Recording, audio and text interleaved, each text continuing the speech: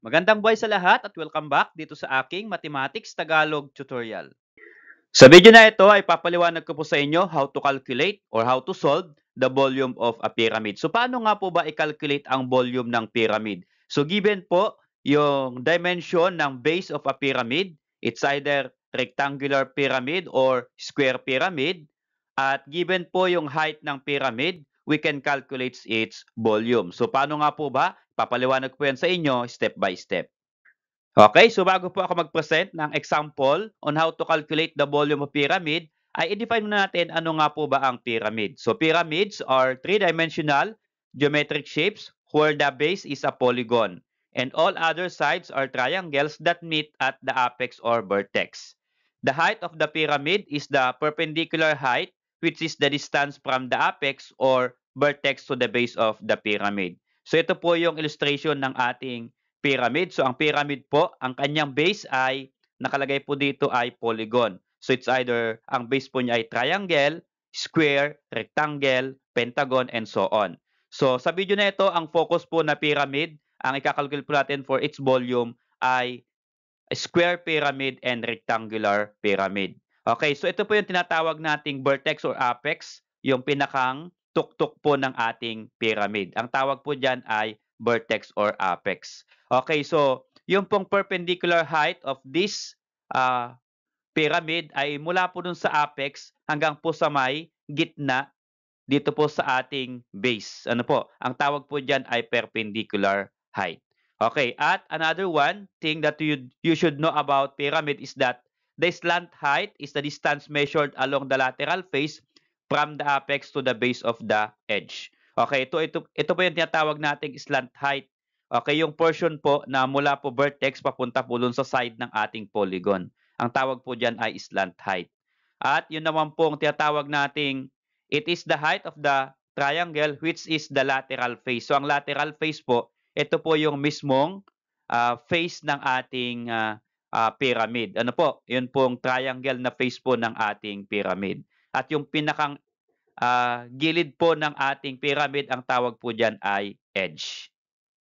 Okay, so let's derive the formula in calculating the volume of a pyramid. Okay, so again, ang pyramid po natin, the base is a polygon. It's either square or rectangle or triangle. So, ito pong ating pyramid na ito, ang kanyang base ay, kung makikita po natin, ay rectangle. So, kapag rectangle, meron po siyang length and the width. At kapag naman po ang base natin ay square, we have hindi po length and width, ang tawag po natin ay side and side. Okay, saan po ba nakat or galing yung pyramid? So, ang pyramid po ay cut from a prism. Okay, kapag ang ating pong prism ay rectangular prism, ang base po niya ay rectangle. So, kapag nag-cut po tayo ng pyramid mula po sa prism, okay, ito po ay rectangular pyramid kapag galing po sa rectangular prism. Kapag naman po cube, ang pinagkuhanan po natin ng pyramid ay square po yung kanyang base, yung magiging pyramid natin. Okay, so to determine the volume of pyramid ay i-base natin sa volume ng prism. So sa prism, we have length, width, and height. And recall that the volume of a prism ay we just multiply the length, width, and the height, or get the area of the base and then the height of the prism. Okay, yan po yung formula how to calculate the prism. So mula po dito sa volume ng prism ay madidetermine natin or madiderive natin yung volume ng pyramid. So for the volume of pyramid, that is equal to just 1/3 the volume of the prism. Okay, so 1/3 po yung volume ng prism, yan po yung volume ng pyramid. Kaya mula po dito sa volume ng pyramid na 1/3 times volume of prism, so that will become 1/3 times, since ang volume po ng prism ay length times width times height, so volume of pyramid is equal to 1/3 times length times width times height. So ito pong length times width, ito po yung base ng ating pyramid at its ay height ng pyramid. So not all the time length width ang tawag natin dito. Ano po? Kasi kapag square base ang ating kukuhanan ng volume, or square po or square pyramid ang kukuhanan po natin ng volume, hindi po length width dapat yan. Ito po ay side. So yung length width, ito po yung base ng ating pyramid times the height. That is how to calculate the volume of pyramid. Okay, so let's apply the formula in calculating the volume of pyramid. Okay, with this number 1 example. So find the volume of the pyramid given its dimensions. Okay, so ang ating pong pyramid ay rectangular pyramid since we have length 6 meter, width 4 meters. At yung ating pong vertical height, that is equal to 10 meters. Okay, so using the formula in calculating the volume of pyramid, okay, volume is equal to 1/3 times length times width times height, or 1/3 times the area of the base of the pyramid times the height. Okay, so we just substitute the given. So 1/3 times ang ating pong length is 6 meters. Okay, this one. Width is 4 meters. And then height is 10 meters. So 6 times 4 times 10. Ito po. 6 times 4 times 10. Okay, so to calculate, to simplify, just multiply the length, width, and the height, then divide it by 3. Okay, ang tawag po kasi dyan, nakalagay po kasi yan 1/3 of the product of length, width, and the height. Okay, so just multiply 6 times 4 times 10, that is equal to 240. And then, tatlo po yung meters, kaya ito po ay cubic meters. So, So, cubic M po yan. Okay, cubic meters. Then, get its 1/3 or divided by 3. So 240 divided by 3, that is equal to 80. And then yung unit niya na cubic meter. So the volume of pyramid is equal to 80 cubic meters. Okay, so about this number 2 example, so we have this pyramid.